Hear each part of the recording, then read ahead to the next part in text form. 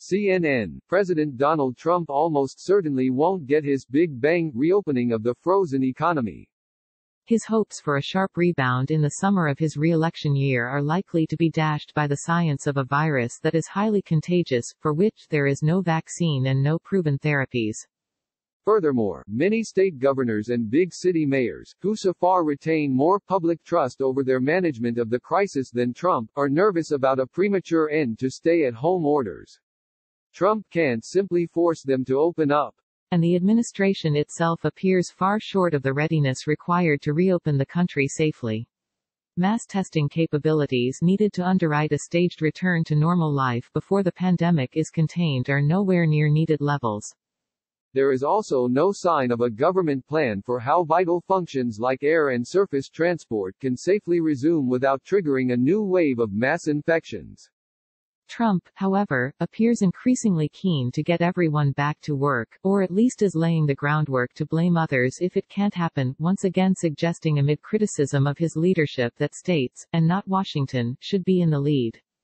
Governors, get your state's testing programs and apparatus perfected. Be ready, big things are happening. No excuses. The federal government is there to help. We are testing more than any country in the world. Also, gear up with face masks, the president tweeted on Sunday evening.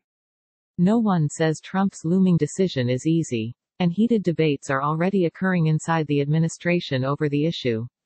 All public office holders must balance the devastating consequences of the government shutdown that threatens to trigger an economic depression with the need to stop a resurgence of the virus when hotspot areas pass their peak of infections. But the lack of specifics so far, even as Trump's target date of May 1 approaches, will spark concern over whether a president who was negligent in recognizing the initial threat from the virus is up to presiding over the next critical stage in the fight. The debate on reopening is heating up after the U.S. passed 22,000 COVID-19-related deaths and at least 500,000 known cases. Not every country is testing the same way, and there have been questions about whether every nation has been truthful, but when it comes to the raw numbers, the U.S. is currently the worst afflicted country in the world. But there is increasing optimism that the rate of increase of infections is flattening and the U.S. will fall short of the 100,000 to 240,000 deaths previously cited in models by the White House. Hopes that the death toll could be kept to the lower, but still very tragic 60,000 range rest on the assumption that social distancing will remain in place through May. In the days ahead, the president could be pulled one way by the advice of his top health advisors and in an opposite direction by economic aides conscious that the longer the lockdown goes on, the more likely it will be that jobs will permanently disappear. There are strong calls from conservative commentators who influence Trump for the economy to be unleashed. Fauci, no flick of the switch.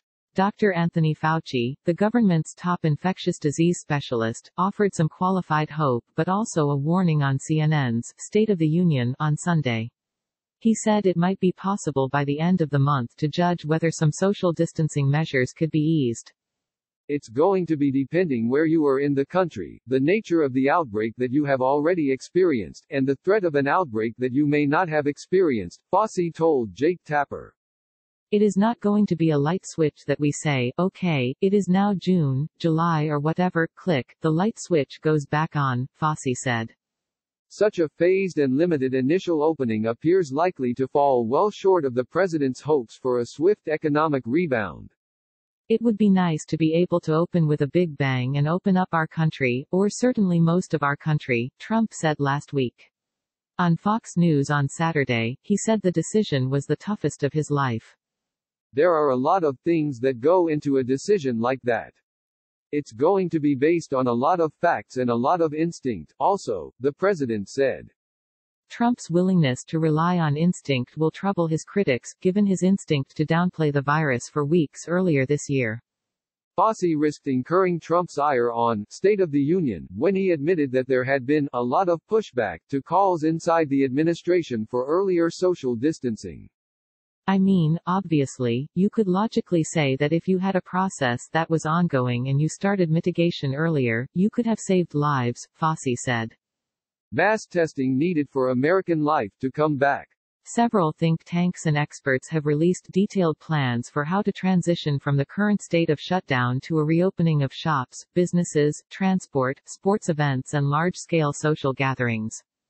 The studies, including by the conservative American Enterprise Institute, the Liberal Center for American Progress and Harvard University's Safra Center for Ethics, sketch an intricate conditions-based dance of openings when benchmarks for falling infections are reached in successive states.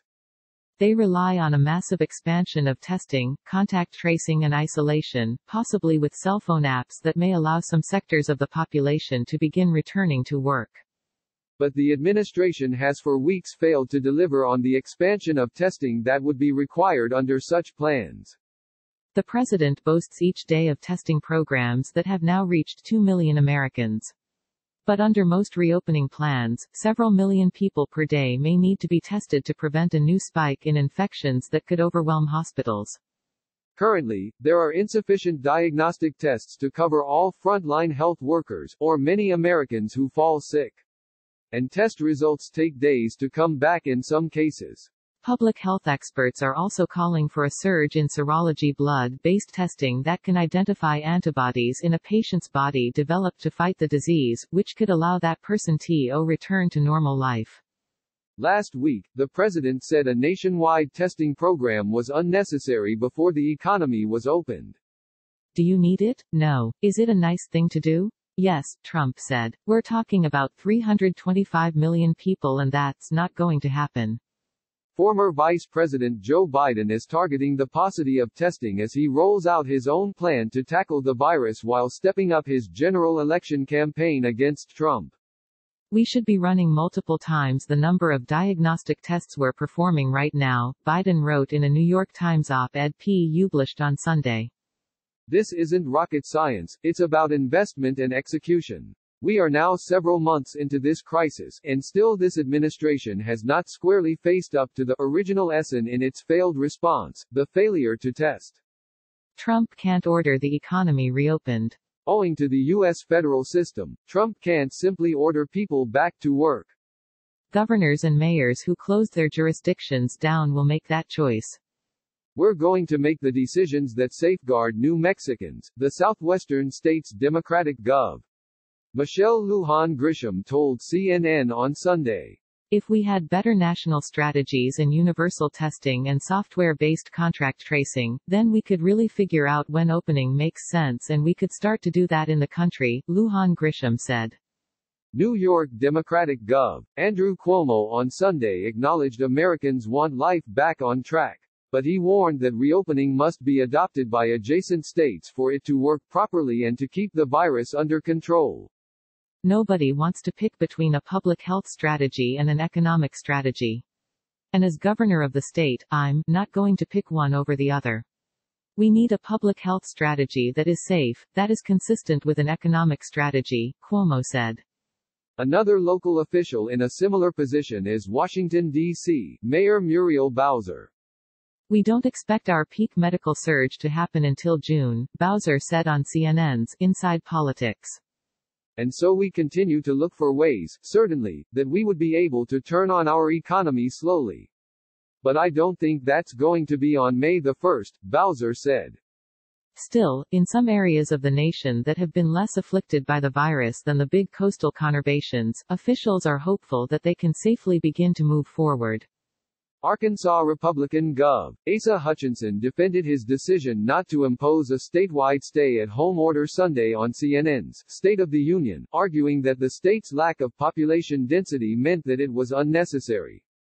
Right now, what we're doing proves to be successful, this targeted approach, Hutchinson said.